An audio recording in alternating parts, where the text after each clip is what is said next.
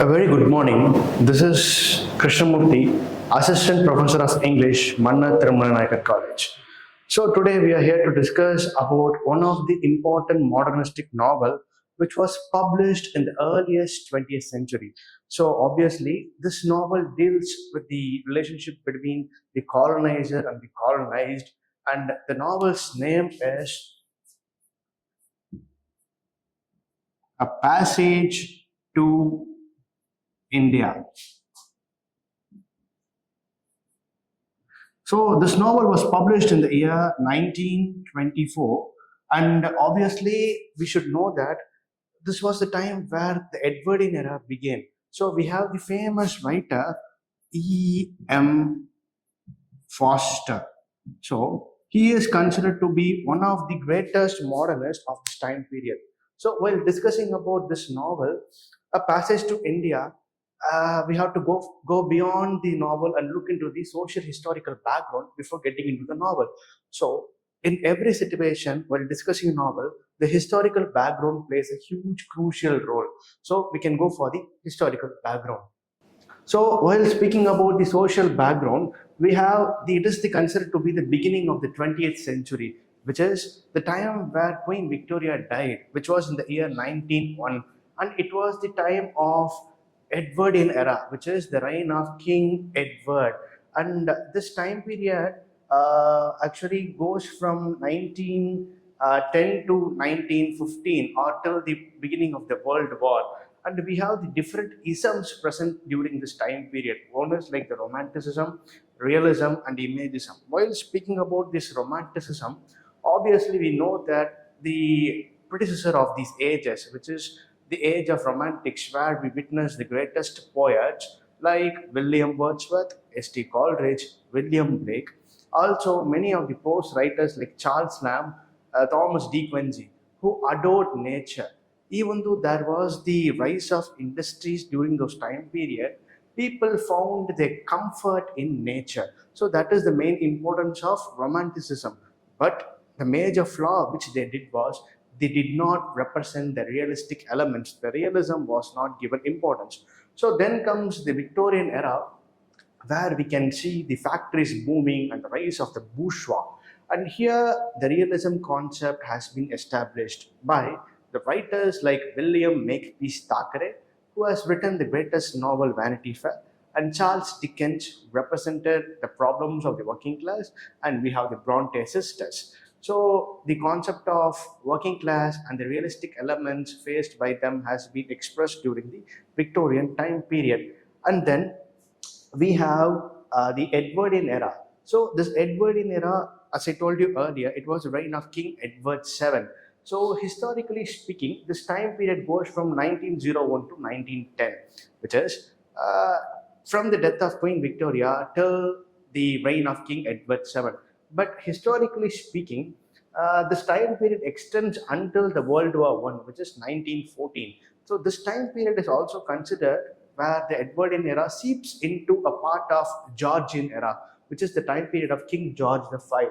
And there is a famous quote by Samuel Himes, one of the famous historian, who says, "The sun never sets on the British flag," which means obviously we can understand from this statement the power of the Britishers. The British Empire was expanded in such an extent that it almost covered half of the world. The regions which the man hasn't been explored were covered by the Britishers. And we have the famous literary figures during this time period like Edward Morgan Foster, Arthur Conan Doyle, who is famous for the creation of Sherlock Holmes, and then we have John Galsworthy, a Nobel Prize winner, also a representation of the conflict between the working class and the aristocrats. And then we have Rudyard Kipling, the first Nobel Prize winner in English literature, who represented the concept of children's literature as well as fables. And we have George Bernard Shaw, again one among the famous writer who has won both the Nobel Prize and Oscar Prize. And we have the famous scientific writer H.G. Wells. Then, while speaking about Edward Morgan Foster, our writer who is the author of A Passage to India, He was born in the year 1879 and he died in 1970. He was a novelist, he was a literary critic and a short story writer. And his posthumously published novel was Maurice, which contained homosexual elements. So his novel is known. His basically his novels are known for portraying the realistic aspects.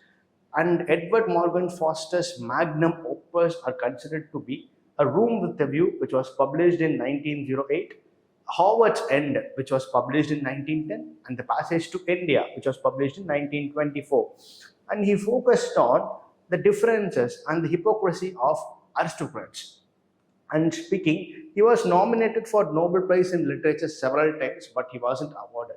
And he is considered to be the most successful writer of the Edwardian era. So, A Passage to India. So, this Passage to India novel has been broadly classified into three chapters, which are the first deals with mosque, and the second deals with caves, and the third deals with temples. So here, Edward Morgan Foster, E.M. Foster, doesn't deal with all the three things as religious aspects, but also he focuses on the climatic condition. So each of this chapter has a speculative climatic condition. For example, the cave, which is set in the summer season, temple, which is mainly focused on the rainy one. So each one has focused on, and the mosque, which is focused on the winter. So each of this chapter is focused on separate climate season. Also, it represents the quality of characters. And while speaking about the novel, we have several different characters. So before going into that, the title of this novel, A Passage to India, has been derived from the famous American poet Walt Whitman's poem, which is A Passage to India, which was published in the year 1870. This novel was this entire novel is based on E.M. Foster's experience in India, which is set during the earliest of 20th century. And this novel doesn't act only as a fiction, but it also acts as a critical work. And this novel sheds majorly light on the relationship between the colonizer and the colonized, whether these people can get together, whether the native and the so-called foreign can get together, or there will be always a conflict. All these elements have been portrayed in this novel. And we have the famous post-colonial theorist Edward Said, who referred this A Passage to India in his seminal work Orientalism. In simple words, while using the Shakespearean terminology, we can say that A Passage to India focuses on Prospero-Caliban relationship. And we have a huge variety of characters, as I told you earlier. As mentioned in the slide, you can witness, we have Dr. Aziz, Cyril Fielding, Adela Quested, Mrs. Moore, Ronnie Hislop, Professor Narayan Golbale, Mr. and Mrs. Turton, and Miss Derek and Dr. Pannanlal. So we have all these important characters. Apart from these, we have other characters, but I have just focused on the important characters here. So while focusing on the plot, we can witness Adela Quested and Mrs. Moore come to India and they explore the fictional city of Chandrapur, where we can witness Dr. Aziz is working as a doctor, and Dr. Aziz doesn't get well with his superior, who is a British Major Calendar. And what happens on the breakfast of Mrs. Moore and Adela, the collector of this town, the Chandrapur, Mr. and Mrs. Turton, throw a tea party. So we should know that in this Western phenomena, the tea party is a kind of an official gathering where people get to know each other.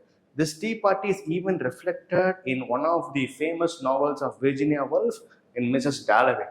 And here speaking, what happens in this tea party? The tea party happens in a tennis court, and the tennis court divides the Orient and the Anglicites. So the Britishers stay in one side and the people of Chandrapur stay in one side, and they do not get along.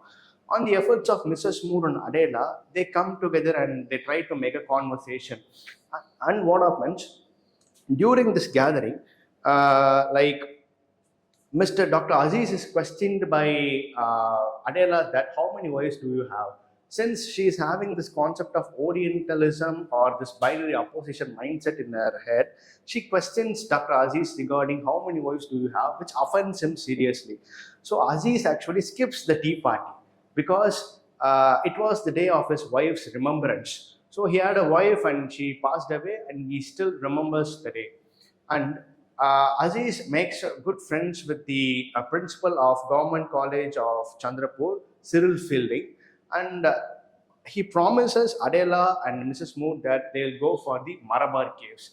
And slowly we seep into the next chapter, which is the caves, where we can witness Dr. Aziz, Cyril Fielding, Dr. Aziz, Cyril Fielding, Dr. Narayan Golbale, Adela Quester, and Mrs. Moore all plan to go for this cave expedition, which is located in Chandrapur. So, the Marabar caves. So, what happens? They miss the train and they are forced to take the bus. And on reaching the cave, all the characters like Dr. Aziz, Mrs. Moore, and Adela, they explore the caves. And since it is a summer season, Mrs. Moore has a claustrophobic situation where she suffocates and she hears an echoic sound. And due to this, she comes out of the cave. And Aziz witnessed Adela going into one cave without the help of the guide, where Aziz screams at the guide. And when Aziz is about to enter, he sees Adela getting down furiously. He believes Adela to be all right, but it is later revealed that Adela faced some kind of trauma inside the cave. And Aziz is being arrested on the evening when he reaches Chandrapur town. And the charges are that Aziz has assaulted, especially sexually assaulted Adela inside the cave. And Aziz's career is completely ruined, and Aziz feels that he realizes that he cannot be friends with the Britishers, and it is a blunder mistake. But now Mrs. Moore's health situation drops down pathetically, and she is shipped to England. On while traveling, she dies. Only thing which haunts Mrs. Moore is the echoic sound which is heard from the caves. That is the one thing which haunts her. And here, what happens? Adela suddenly says in the court that it wasn't Dr. Aziz who assaulted her. It was some kind of her hallucination, and she even felt the claustrophobic situation. And because of that, Adela says she imagined that it must be Aziz because he is the only man present. And now Aziz is furious because his closest friend, Cyril Fielding, to whom Aziz has shown his wife's photo, he did not support Aziz. And he believes, and Cyril Fielding is supporting Adela. So, in furious, what happens? Dr. Aziz plans and he leaves Chandrapur and he goes to the it's the state of Mau. Now, what happens? As Mrs. Moore has died and Adela has gone to England, this character Cyril Fielding returns. Now, after several years, we can witness the chapter has slowly seeped into the third part, the last part, which is the temple, where you can see the entire mob is celebrating Gokulashtami or Krishna Janmashtami. And it is the season of rainy season, so it's kind of marshy areas everywhere. We witness Cyril Fielding arriving, and Cyril Fielding and Dr. Aziz have quite a conversation where Cyril Fielding confesses that he did not marry Adela, but he married someone else. And even though they tried to bring back their memories and become friends, they go for a boat ride, and obviously in the lake they go for a boat ride, and the boat turns around and they both fall into the water. And with this, E.M. Forster concludes the conflict between Britisher and the native is quite there, and it is unsolvable. And we have certain themes which is presented in the novel, themes and criticism. One is we can go with Edward Said's concept of Orientalism, which is how the West perceives the East. As given in the novel, E.M. Forster gives an example of Adela, how she thinks Aziz is a Muslim, because the greater Muslims who are the Mughal emperors tend to have a huge number of wives. Since Adela questions Aziz, how many wives do you have? So this is the concept of Orientalism. Again, another concept here we can see is the concept of binary opposition, which is, in a simple words, which we can express as the concept of day, night, dark, white. Similarly, the West tends to be less savage and they try to educate the barbaric, which is the natives. And we have Foucault's concept of power structure presented here. Who has the higher power in the novel? So the only people to have power in the novel are the people who are color, which is the Britishers or the white people. And they tend to crush the native spirit, as seen here, where Aziz is superior and Aziz do not get along. And Aziz feels kind of alienated in the while talking with Cyril Fielding for the first time. And Aziz is literally squashed when Adela presses charges of sexual assault. And we have another major theme of racism, where we witness in the last part of the novel, as I told you, Professor Narayana Golbole, he becomes the Minister of Education while Dr. Aziz still remains a doctor. The concept of religious separation is seen largely in these novels. And then we have the concept of the major theme which drives through the novel is the deep echoes from the cave. So the cave part, which is the second chapter of the novel, is act as the major catalytic turn for the entire plot, where we witness Adela as well as Mrs. Moore getting a traumatic experience from the caves. The caves are considered to be the ancient of civilization, which reminds humans how barbaric we are. So I conclude this lecture that A Passage to India is one of the modernistic novel which expresses the pain of the colonized towards colonizers. Though colonizer tries to make a relationship or friendship with the colonized, things never change. The concept of Orientalism and Anglicism remain there. So thank you.